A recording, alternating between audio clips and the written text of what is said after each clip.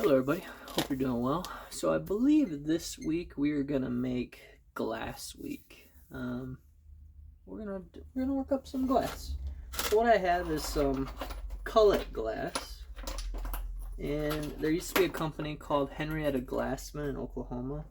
They went out of business sadly. And in order to get kind of started off, we're gonna go ahead and just work some smaller pieces.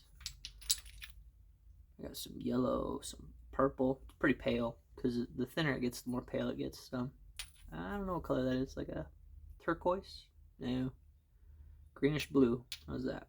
And we got some lighter blue. Now he said this was Ford glass. I don't know. I'm pretty sure it is. Well, that's what he said it is, so that's what it is. So this is Ford glass. I miss this company.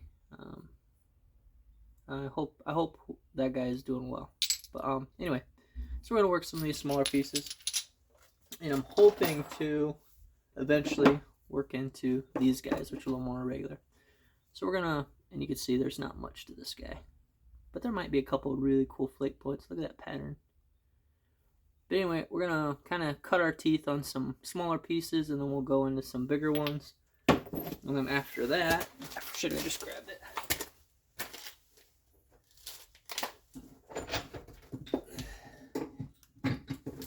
That maybe we'll work into this big purple piece.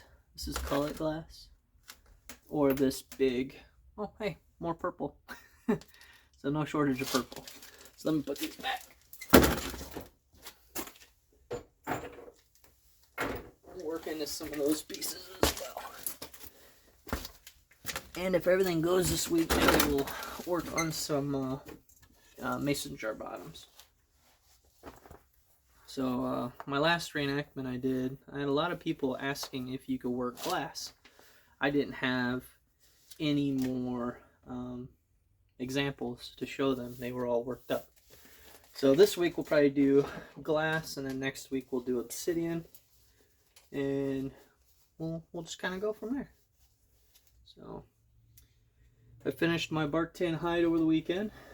Came out really nice and flexible. I'll have to show you guys one of these days. And yeah, so that's done. I got another one to start, which is my buddy's. And he is next on my list. And I also have a beaver hide that I want to do, but I want to make beaver leather. So that is also on my list. I want to make a beaver leather costrol, which is basically a leather water bottle. Bark tan beaver water bottle. I think that'd be a lot of fun. Historically, beavers weren't turned into leather. They basically sent all the beaver skins overseas, and what they did is they removed the hair, discarded the rest, and then made hats. Lots and lots of hats. So, at least to my knowledge. But I don't think they were doing anything with the skins. But I'm going to, because I want to. And I think it would be funny to tell a guy that this is made out of beaver leather. So, we're setting up our indirect here real quick. We're going to go ahead and try working some of this glass here. I'm thinking green. This has got a wicked curve to it, so it may not be as gentle, but we'll see. We'll see. Got a lot here, but there's a lot going on in this piece. When working glass, you want stuff that doesn't have a bunch of bubbles in it and a bunch of cracks, for obvious reasons.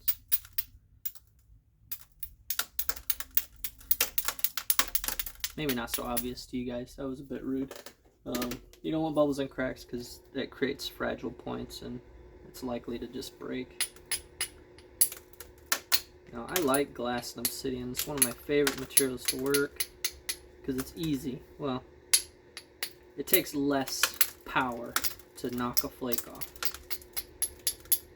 It takes less oomph.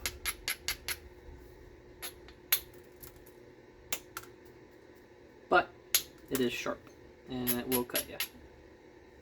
So we do what we can to avoid that. but it takes a lot less power to drive a flake off, which is kind of nice. It's a nice change of pace.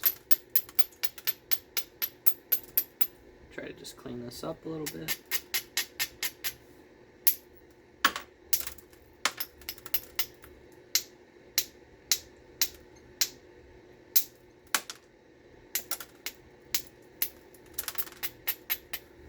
Should have abraded a little bit better.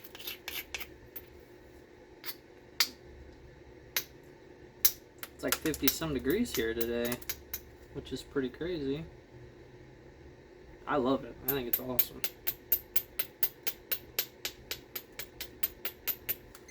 I like it cold. I melt in the heat.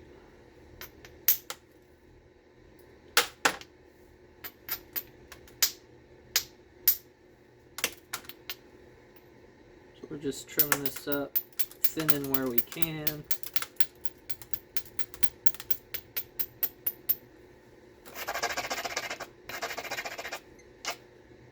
Try to knock some thinning flakes here without cutting myself. You know you do well when you can nap glass and obsidian without cutting yourself. I think that should be a skill alone. Some of you might be wondering why I'm not wearing gloves. I used to, but what I found is it was hurting this muscle right here, making me really uncomfortable. Because it's extra material you gotta bend around your fingers. It's just making my hands more tired. So I quit. I don't really wear them unless it's cold now. But I still wear my safety glasses because those are important. Especially when you work in glass.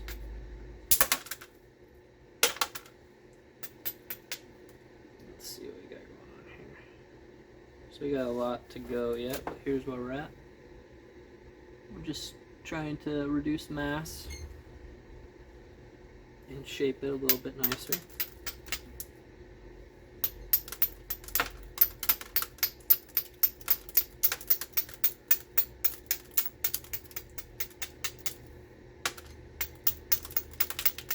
This won't be a large point just because of the curves and everything else involved in this.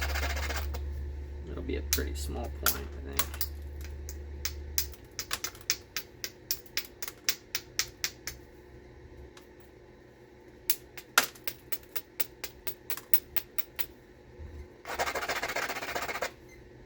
Braid well. Took some mass.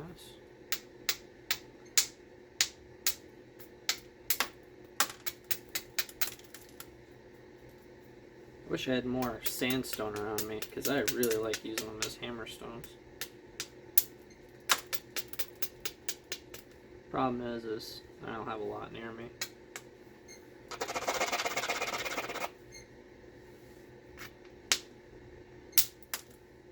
Take a nice little piece there. Alright, so we're going to pull this side in.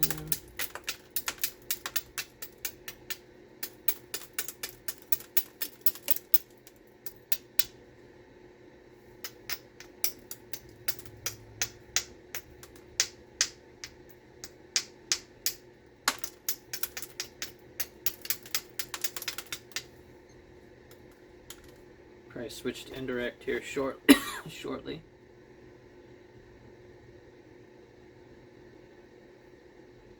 Yeah, we'll probably do that now.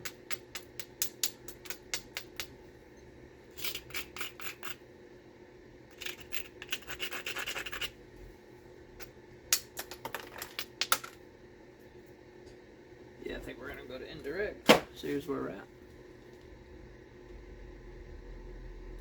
I'm going to try to remove some mass. Indirect works really well for that. Yeah, pressure time.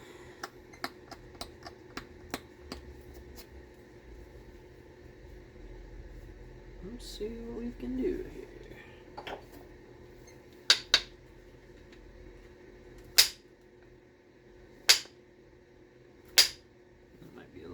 braided.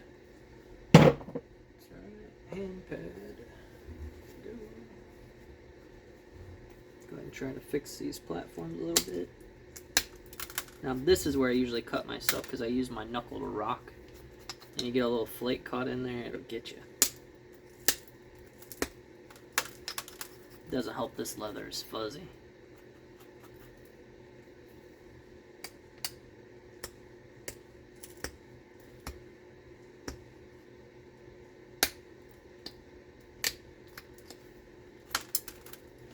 There we go. Get that drop down.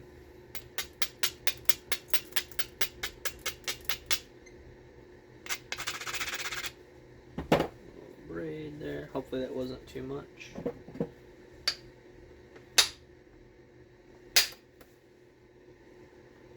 This flake.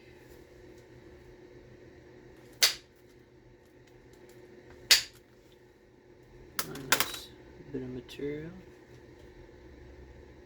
Okay. So that's flattened out pretty good.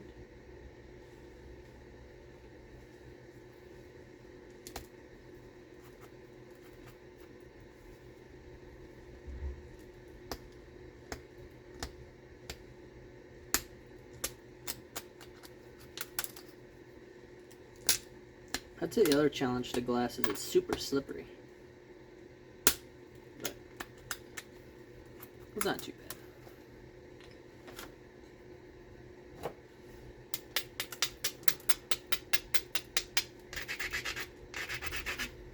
Go ahead and throw a couple more flakes in here.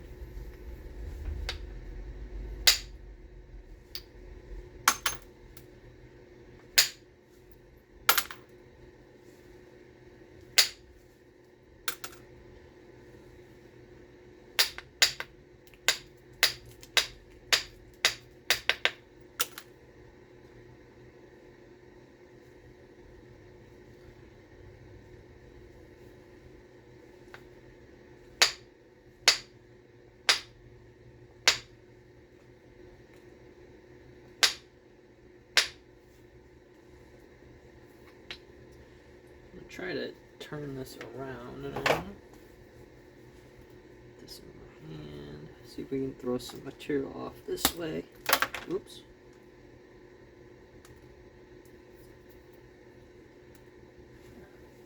That didn't work.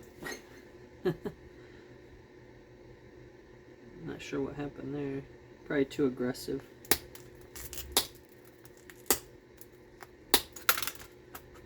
We have the mass, so it just doesn't make it easier.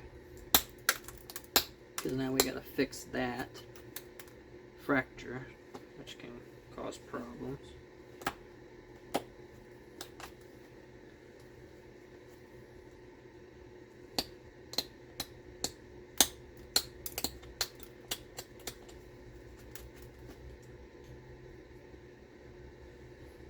Yeah, you can see when it exploded, it got me one there, and it got me one there. Those little shards can be so sharp.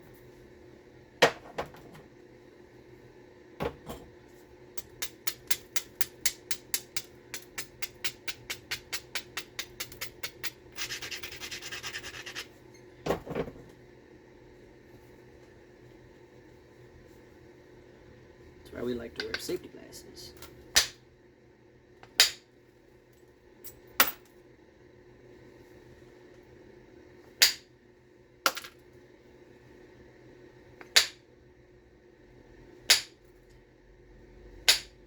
I wonder how many eye injuries there were in history just because of flint knapping. You have to assume quite a few.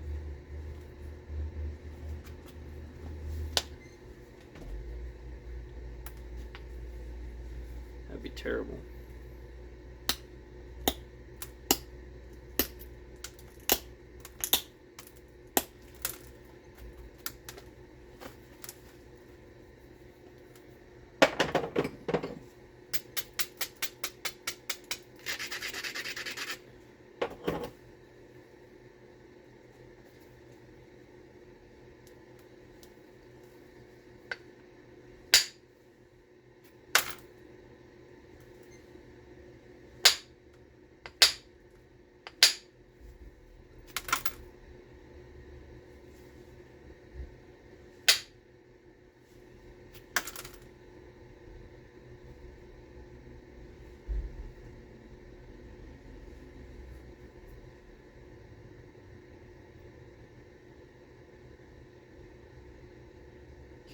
do some fixing here. Let's get a little carried away.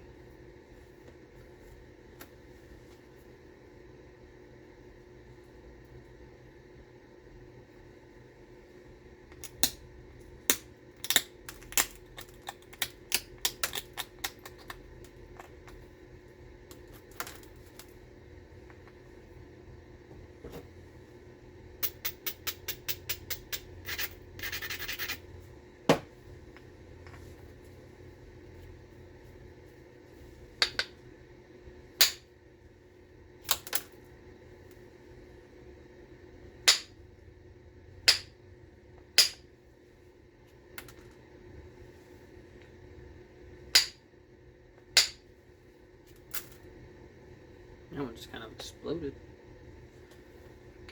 Okay, we gotta pull this down now.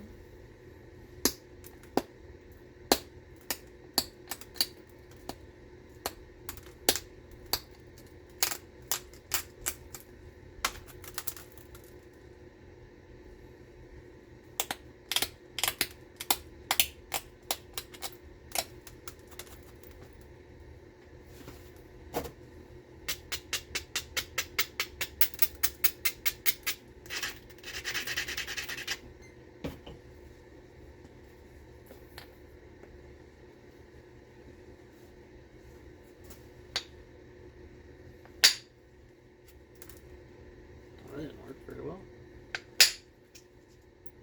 That did. Overshot though.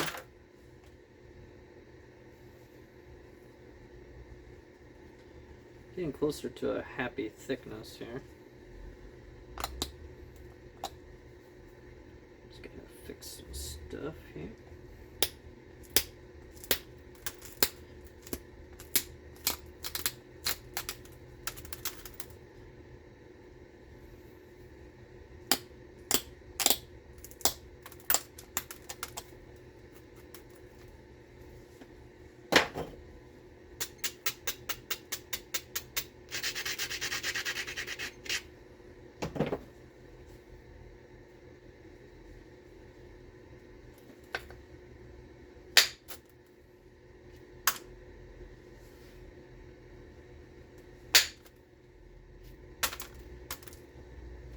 So here's where we're at.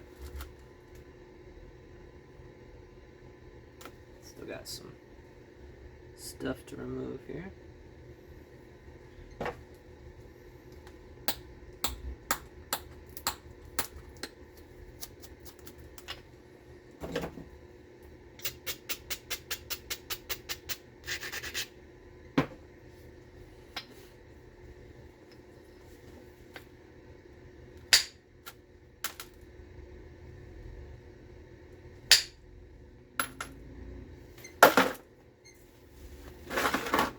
Dropping your point is not a good way of flint knapping. But we're getting pretty close to what I like. I like my points around 3/16 or so. Some people like to make them super thin, which you can. Usually I'm working small parts. It's also skill level.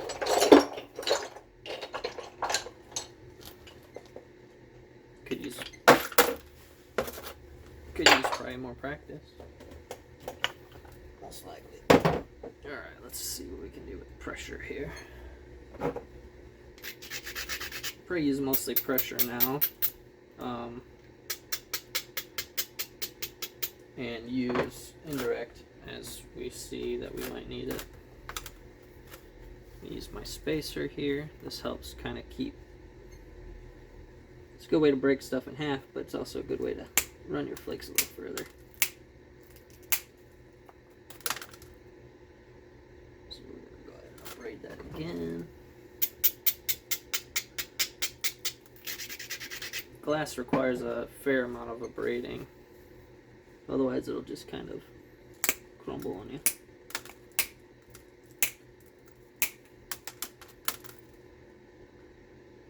Alright, let's see. We can go this way now.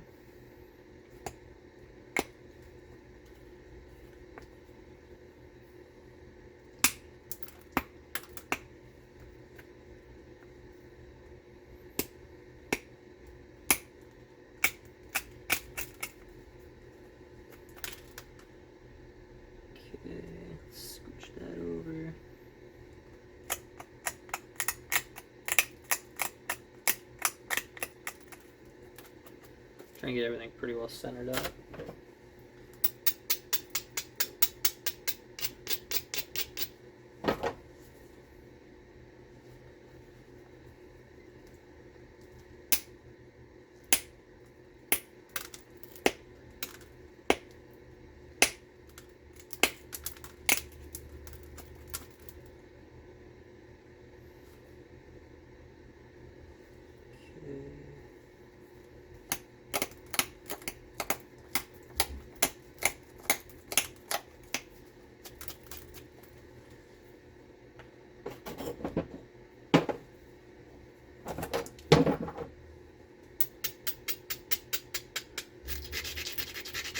Trying to establish the tip here, get it nice and neat.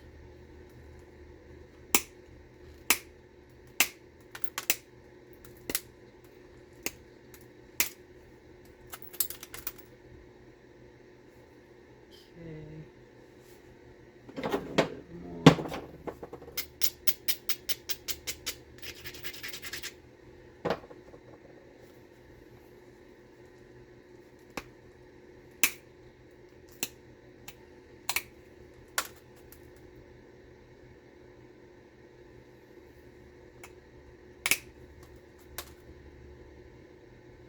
There we go. So I got my tip centered and of equal thickness, so now it's time to refine my shape a little bit. So go ahead and adjust this way, I think.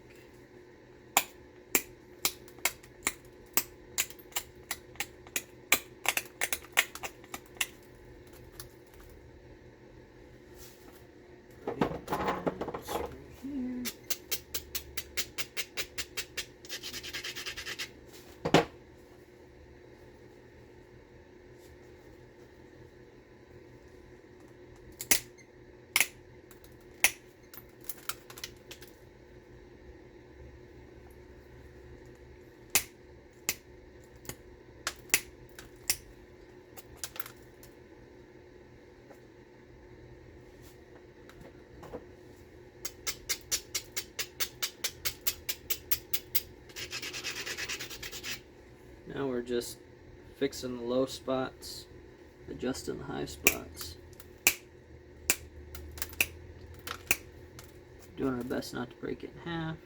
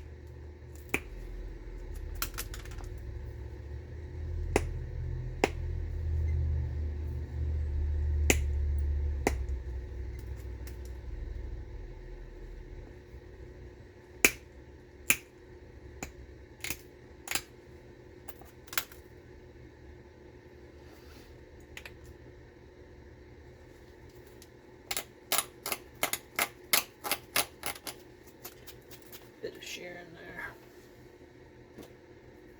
Try to find a coarser abrader here.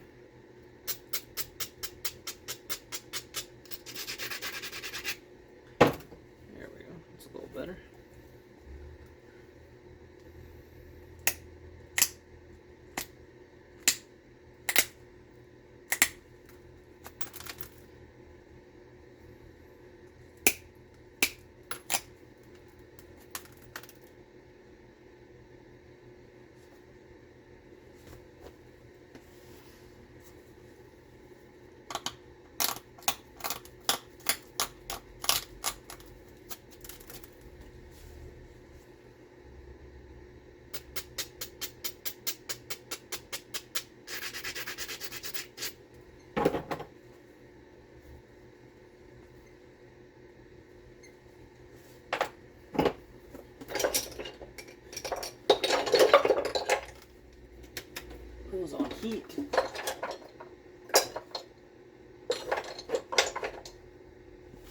use something with a finer point here.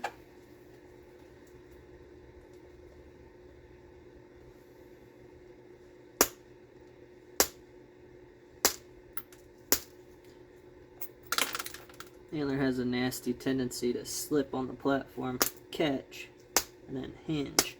Pain in the butt. Oh, that's a nice flicking pattern right there.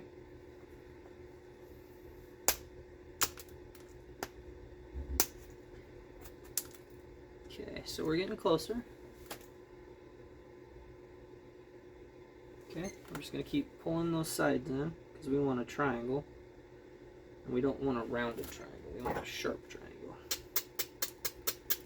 So what I normally do is I try to make it concave. Once I put that in my head to make it concave, it seems to work a little bit better in terms of flattening it out.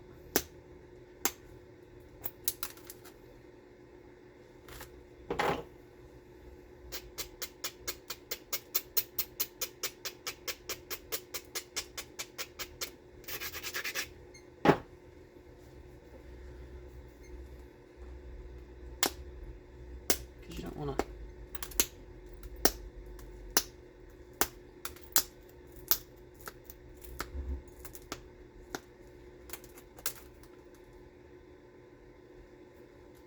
don't want to make it rounded. A bit of a weird spot right here.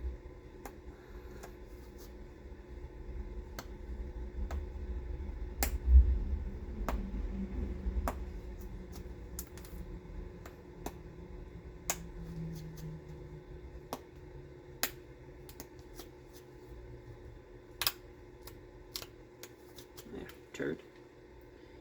So we got that. So now we need to pull this side in a little bit.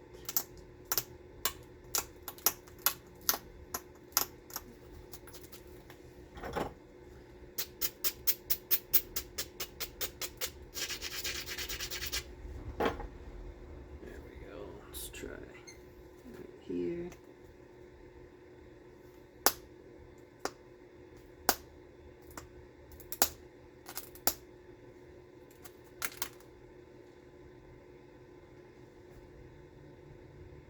I need to fix this bottom, but it's a little wonky.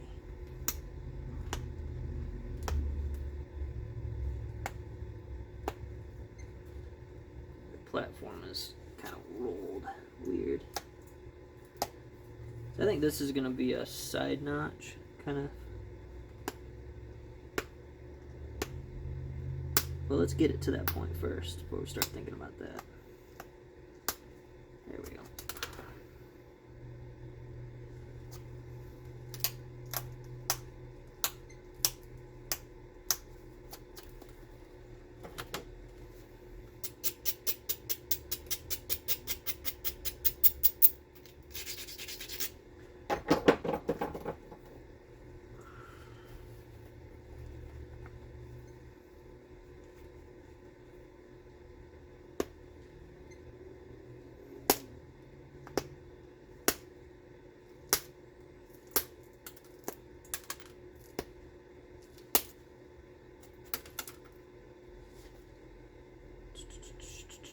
So here's my rat. We're just going to keep it on refining it. I mean, right here we could stop, but I want it more triangular. Famous last words.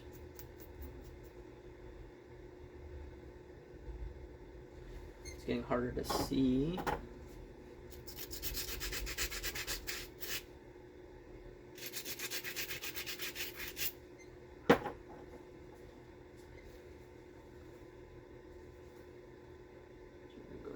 Try to clean this up.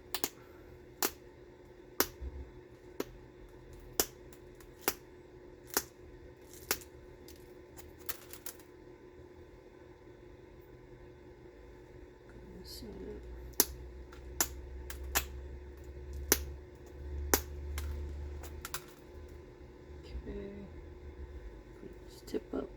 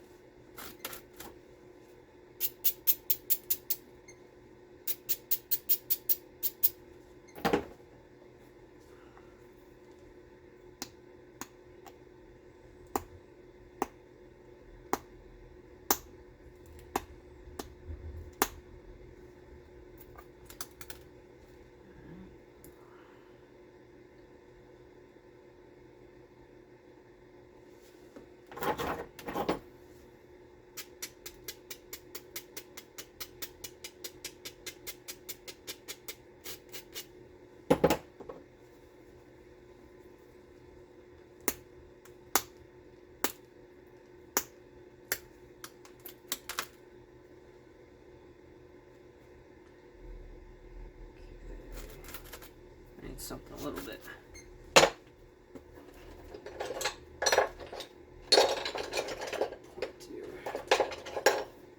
We'll use this guy now.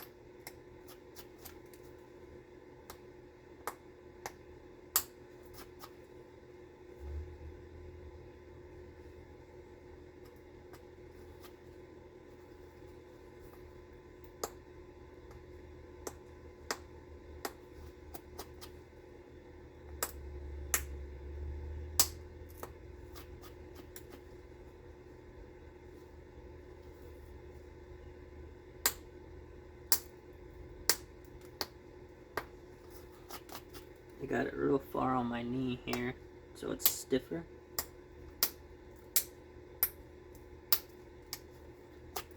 So there's no bending.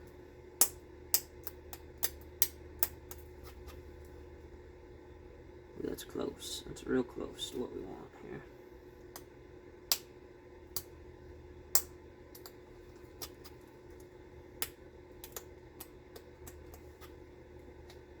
So here's where we're at. I'm starting to get it.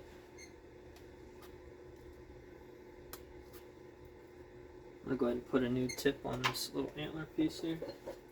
Fingers are going numb. That's not good.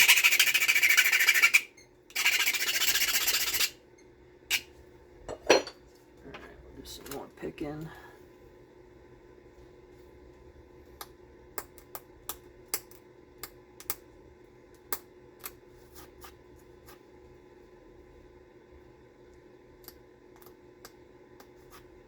Definitely wouldn't do any good at that 10 speed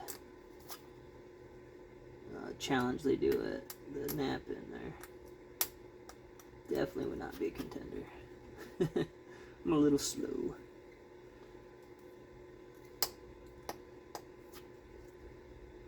Little slow. But that's okay. I'm not in a rush. Let's square this bottom off here carefully.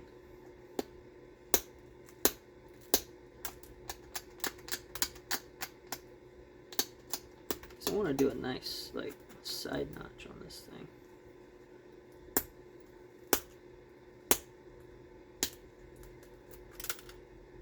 Get a little bit more.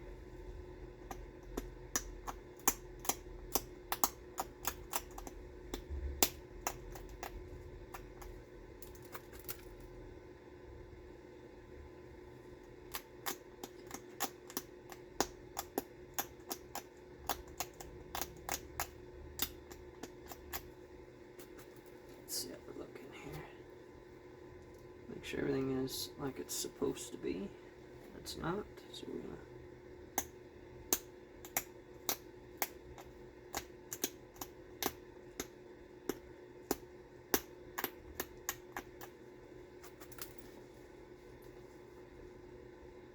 I have a tendency to make mine a little tipped. I don't do it on purpose, it's just the way it works. Part of being right-handed, I guess. I don't know.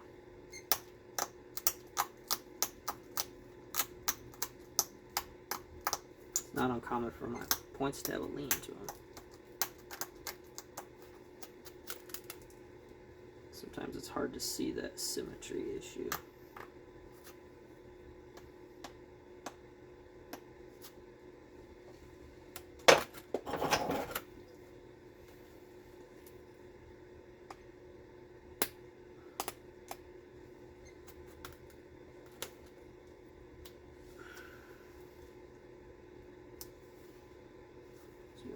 this way with this guy here.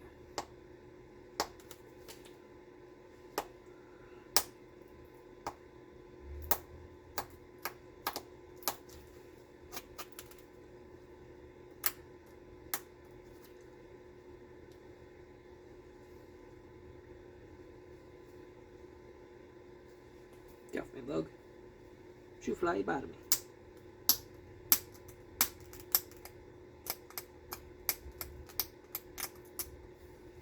Get here, Fred.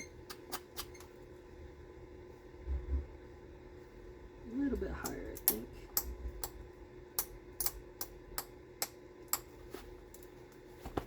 Just working on cleaning up our symmetry here.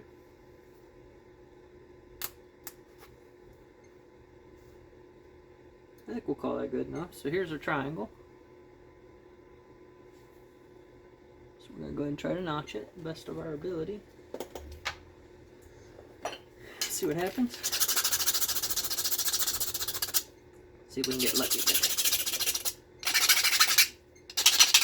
it. Going for a, what do they call them? I want to say desert, oops, excuse me, desert Sierra, but I don't think that's right. I'd have to check them out, but it'd be a side notch basically. So we need this, then we need this. And I use this to help stiffen things, keep things from bending and breaking. So here we go. Wish me luck. It's gonna come up about here.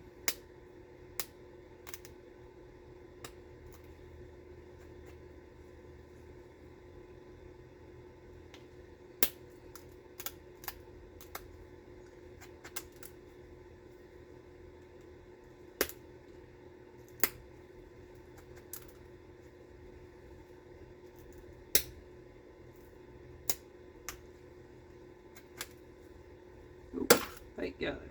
Ow.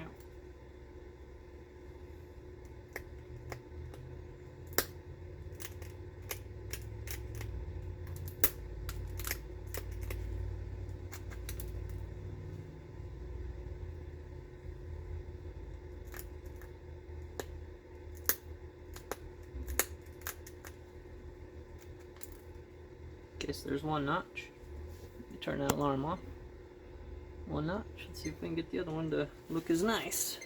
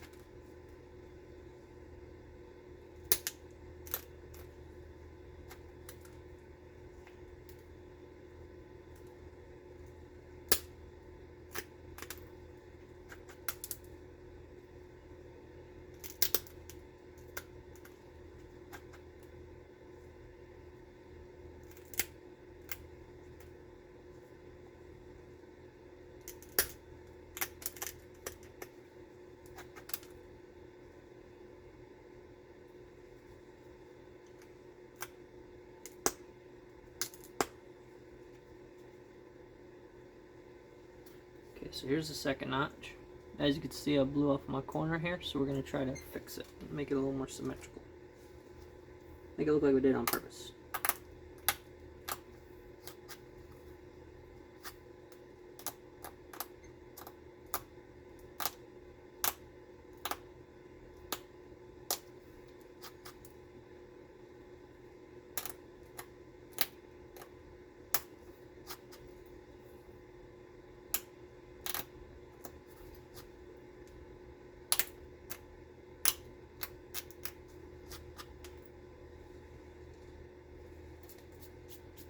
Oh, flakes can be brutal.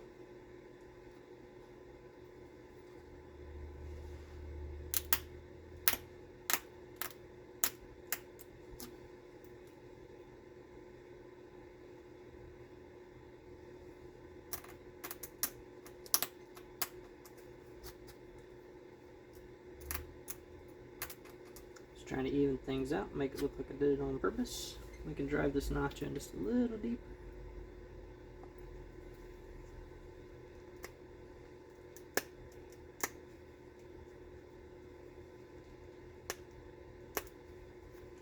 maybe not. We're gonna leave it alone.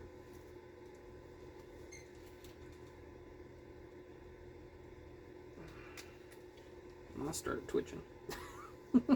That's never good.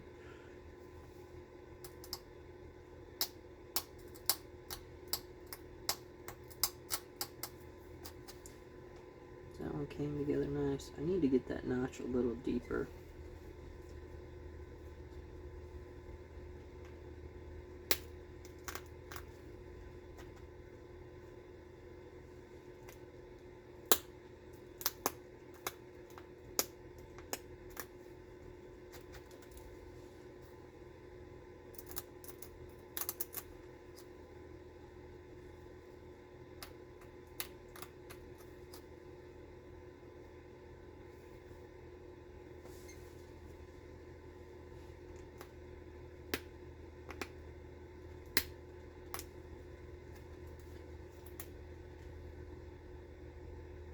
Now we just gotta clean this up a little bit.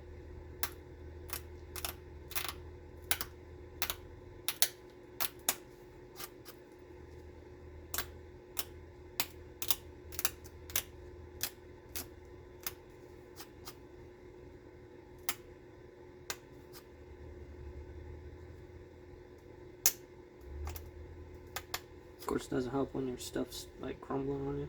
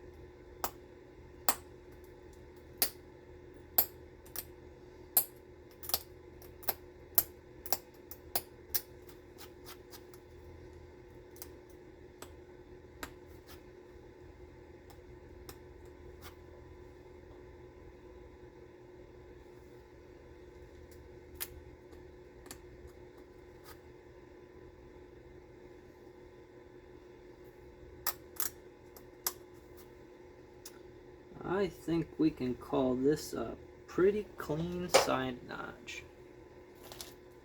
Here we are. Not bad, right?